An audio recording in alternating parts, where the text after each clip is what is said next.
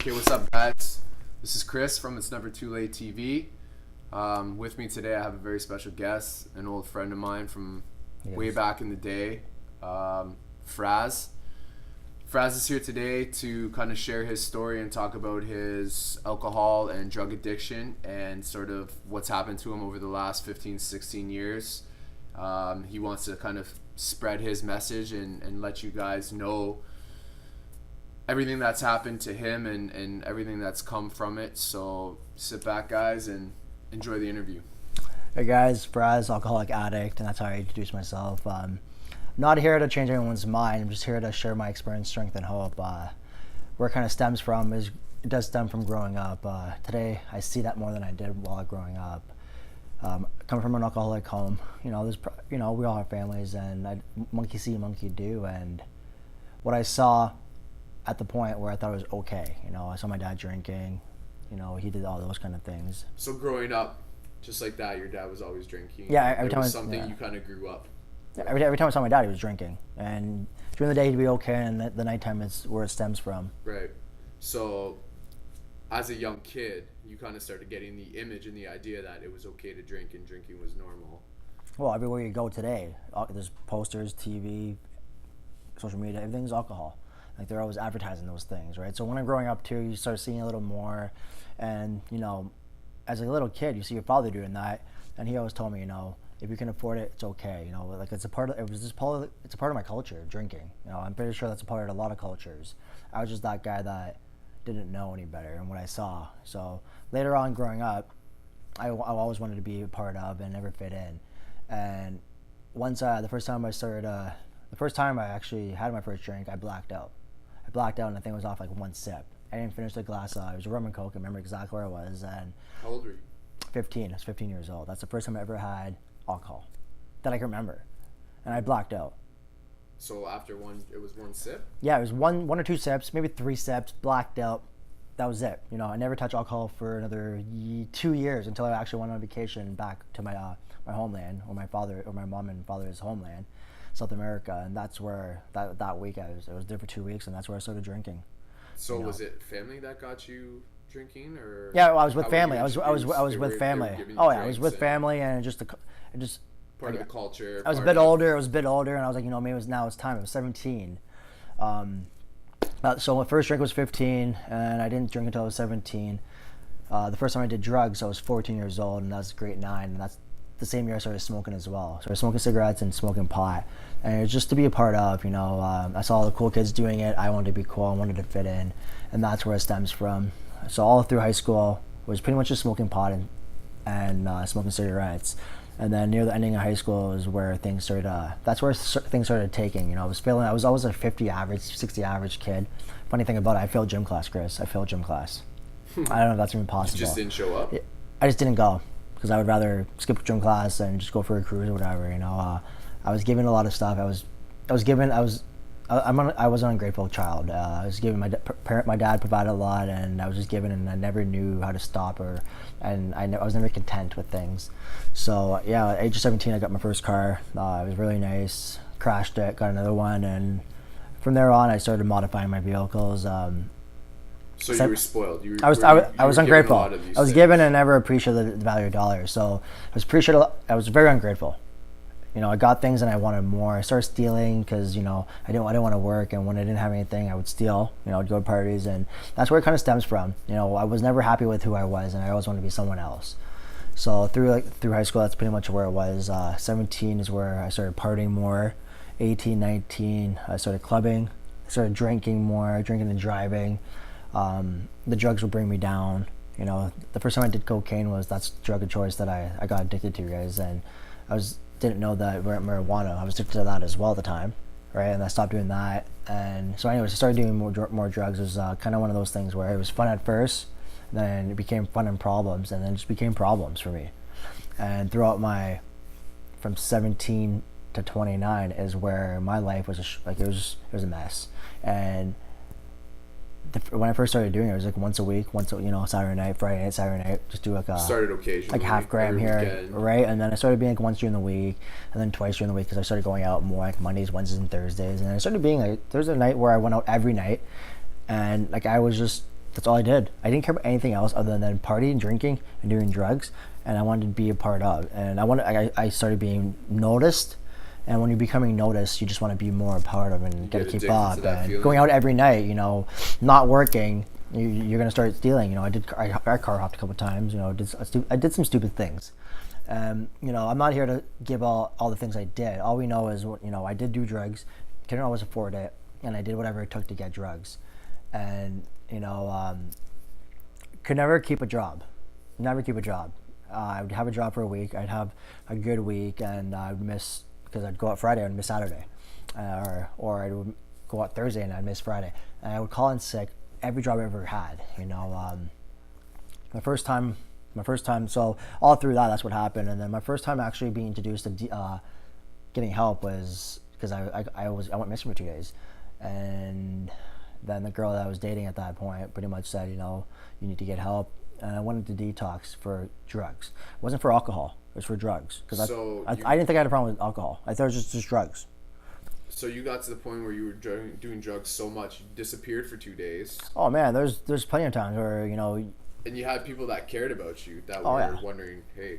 I'm stealing money from my grandmother. I was stealing money from my father, my mom, my sister. I was stealing money from everyone. Everyone knew I had a problem, but me. So when it came to holding down real responsibilities, would you say you had a hard time doing that? I mean, it just came down to getting that quick dollar so that you could go out, get your drugs, drive around, feel a part of the scene. Pretty much, man. And like, that's the thing. Just want to be a part of. Like, there's a lot of other stuff that I was ungrateful for, but right now I'm just talking about my drug addiction. And I did whatever it took to get drugs. Okay, and so 2009, I went to detox for a week. Went to a couple of AA meetings and NA meetings. And this wasn't by your choice? No, because I was there because family. I got busted. I got caught. I went and got help. You know, I started feeling better about myself. You know, the funny thing about that, it's not funny, but I still had drugs left over because I was dealing at this time. So my sister flushed down some drugs, but I still had like something, whatever, in my car. So just in case, because I wasn't ready to give up. So I always had just a plan. I always had a plan that maybe if this don't work out, I still have this in case, right? And so I didn't go there. I didn't go to AA because I had an alcohol problem. Went there because I want to kick drugs, because I started knowing I had a problem with drugs because it's getting out of hand. So about a month after, I relapsed twice. I did relapse twice. I had to go to get 2 24-hour trips. I had a sponsor, but I never called them. I sat down with them once. About 2 months after that, I ended up going out for a coworker's birthday and leaving the place, got in my car after a couple shots, and I was on the way to go get drugs. So you're at the point now where it was becoming like behavior was... Well, 2 months after, I got that's my first DUI. My first DUI was that night. You were now getting DUIs. DUIs, yes. Leaving drunk to go get drugs. You were just basically starting to get... my first DUI was December 19, 2009, and that is when things kind of went downhill. The girl I was with, we broke up. My parents are separated. You know, they were married for a long time, like 30 years, something like that. Wow. And this was a rough time for me. So me and my dad went through a hard time. Like he was a hard time for about 2 years. Like he wouldn't sleep in his bedroom for 2 years. I myself started losing friends because I started going through a lot of stuff, man. And since that was 2009, I would think I might have been 25 is when it happened, 8 years ago. So 24. Yeah, about 8 years ago. That was crazy, man. That's so long ago. DUI. So after that, I had a couple jobs here, a couple jobs there. So things just started going downhill. Yeah, man. It went downhill. Started stealing more because I couldn't keep jobs. Stealing from my dad. So it's all I learned from my father. And pretty much from 2009 to 2016 is what happened. All through those years, I became something that I didn't even know. Something I hated myself, hated who I was, and I could never stop. And I promised myself I wouldn't do drugs. You know, I'd go to work and I'm like, I'm not doing drugs tonight. By the end of the night, I'm getting drugs. And throughout those years from 2009 to 2016, it was pretty much back and forth. I moved to Alberta because I was so sick of myself in Kitchener that I thought that if I do the move, right, move to another province, a relocation. Yeah, I thought that's what I needed. Went out there, it was okay. You know, the guy went out there, so it was a heavy drinker. I started drinking more. It was a good time. It was just fun. And then I started missing work, going out and drinking every night because I was lonely. And that's another thing. I was always lonely. I was never happy by myself. I couldn't just sit home and read a book. So things messed up out there. I started stealing from the place I was working at because I was drinking more. I found a drug dealer out there. Go figure, right? Like, so you went out there to get away from drugs and started doing more drugs. So start doing is... yeah, so that's what happened. And then coming back here on the way home, I had some problems where my license was suspended in Ontario, and my father had to drive out there. So I was always a problem child. I was a middle child, so I was messed up right from the get-go, right? I'm a middle child, older brother, younger sister.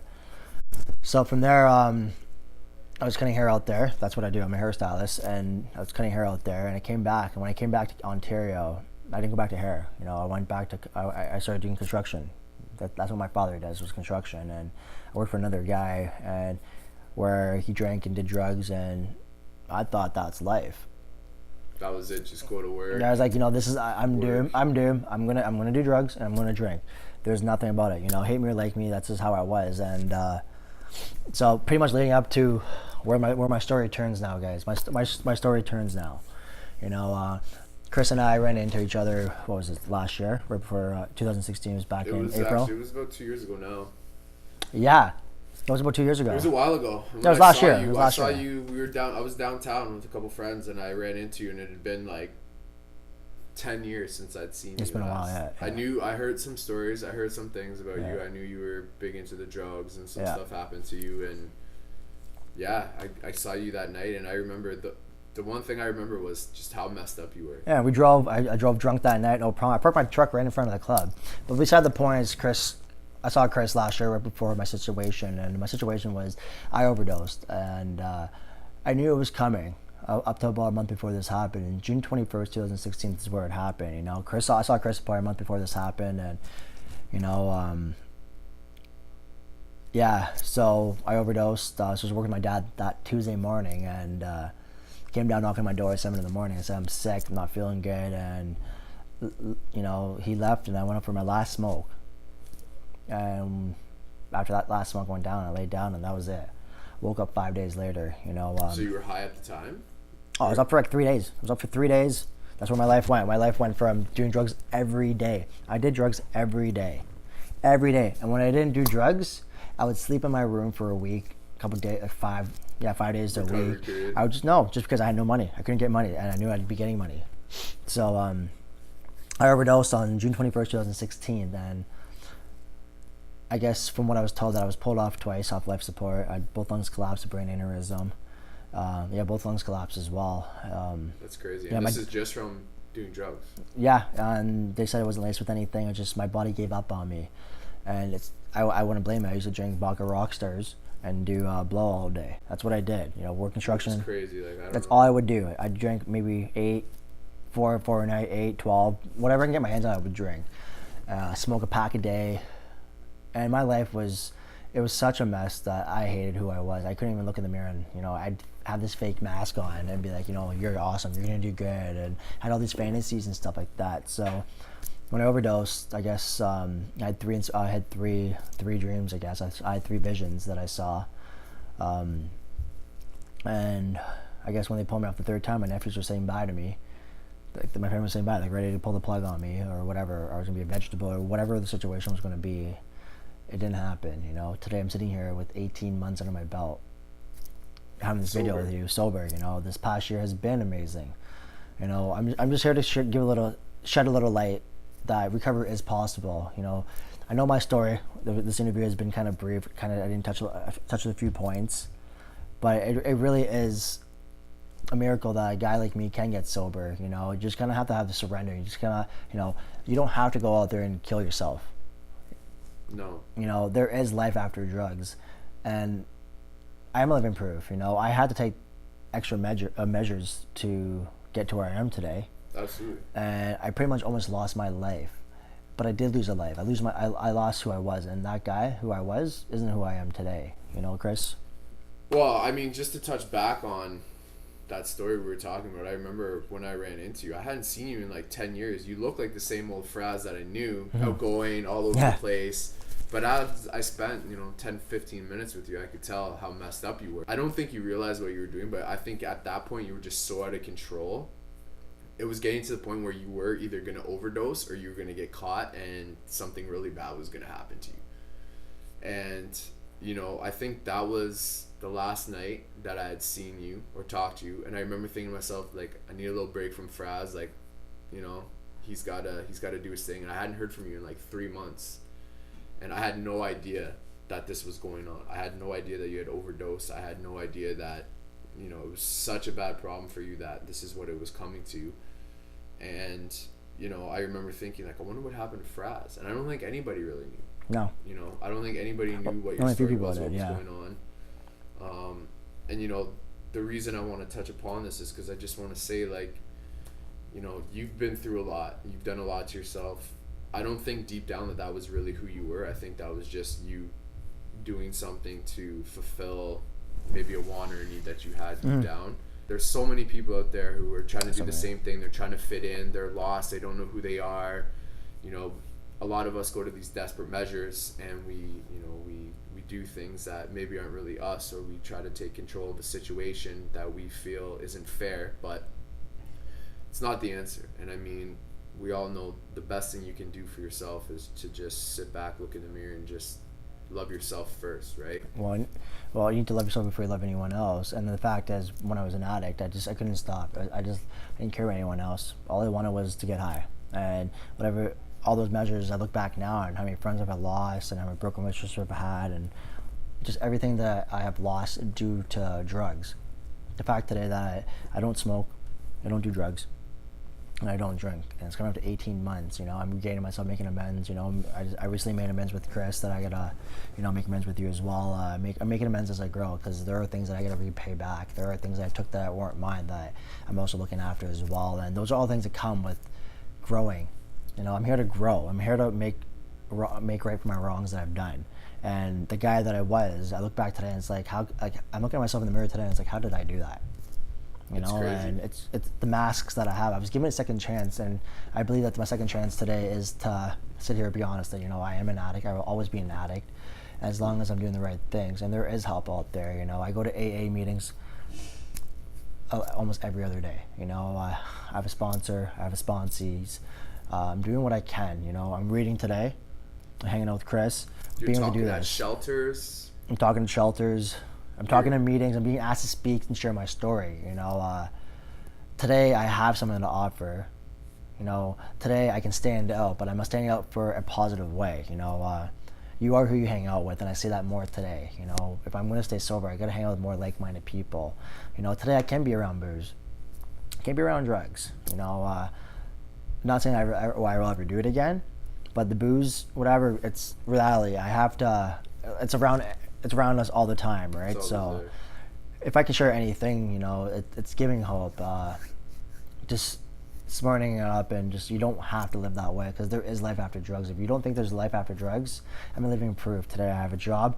I just came past a year having that job, and I haven't missed one day. You know, one day. I was there for every schedule shift. I gotta say, man, watching you over the last year and a half, the transformation, incredible. I've seen you're still that same outgoing guy, but you're sober now. You're like you talked about, you're going to meetings and you're helping out others, and you're going to homeless shelters and you're speaking, and you're making this video today. You know, you're the person you are today. You're so positive. You go to the gym every day. You've put on how much weight have you put on in the last year? Well, before I OD'd, I was probably 120 pounds, 123 pounds. And today I'm at 165, you know. And you're at the gym every day? Well, Monday to Friday. Every day strong. He's at the gym. He goes from work to the gym to a meeting or his readings. He goes home. I mean, we talk daily too, right? So you talk daily, you know. I was able to provide this for myself too. You can't really see it, but I'm sure we'll get a picture up there. It's my recovery tattoo. There's a tiger up here, 12 steps recovery, the pocket watch with the exact time that I woke up from my coma. And the reason I'm showing you guys this, because this is a reminder that I have on me every day. And then this side says faith. You know, I'm not trying to say that I'm religious today. I'm very spiritual. I believe in a higher power. I was given 3 visions that are embedded in my head today, and I had those visions. Yeah, I had 3 visions in my coma, and thanks for in my coma, and so where I'm at today, I'm just grateful for where I'm at, and I'm grateful that I'm able to sit on this couch today to share my story. And it's, at the end of the day, this is my story to share. You know, I'm 31 today. You know, I'm living at home, which is okay. but I have money in the bank. I'm debt free. I bought a car. I paid that car off myself. You know, I pay rent. I have a real friend today that I don't have to go to the bar and buy everyone drinks to have a friend. You know. You have more than one friend. You have a couple good friends. I got a couple good friends today, you know. People in your life now. Exactly, and people that are there that I can call up and be like, you know, I need to talk to you, this and that are motivating me. Recovery has given me more than I've ever imagined in life. You know, I'm just at the start, and this is, you know, it's a hustle behind the hustle. And just before we close this off, guys, every person has a struggle. Every person has their story, and we all are here, and we're here today. That Chris is, and Faraz, myself, is here to share that. Doesn't matter with what happened, you gotta make change to make a difference in this world, and it all starts with yourself. And today it starts with me changing the way I look at life, and I look at life today as it's beautiful today. It's like a rose, a blooming rose, which I have, you know, and everything starts off by love, and you gotta love yourself before you love anyone else, and that's just where we're at today. So you guys, this is I'm thankful that I get to share this today on It's Never Too Late TV. And thanks everyone for watching the video. I hope I shed a little bit of inspiration and gave a little bit of hope. You know, it wasn't easy living life on life's terms back then, especially under the influence of drugs, alcohol, and anything mind altering. I've been through stuff, and I know that I've talked a lot about my parents and family and dad and whatever. The thing is, I always had a choice, and that's the thing that I wanted this video to really hit, was the choice I made weren't the right choices, and that's why I ended up where I ended up. Today, the change and the choice and the chance I got, I'm changing that, and I'm making things different. And I don't need it, and I'm owning my own problems, so I'm taking responsibility for my own actions. So I really hope that someone connected with something I said in this video. And then in the end of the day, it's my story, and I'm living an example that there is life after drugs, and make that change. Please feel free to leave a question, a comment, anything you want below. That's why we made this video, for you guys to reach out. You know, if you guys just need somebody to talk to, Faraz is always here. He's always willing to take the time and get back to anybody who needs some help. You can also check out Faraz's Instagram and Facebook pages for more. I'll put the link right below. You know, he's always posting, he's always trying to make a positive impact, and he's always sharing the progress that he's making. So keep watching, and it's never too late. Hustle behind the hustle. I'm way too up to back down, but I think I'm still trying to figure this crap out.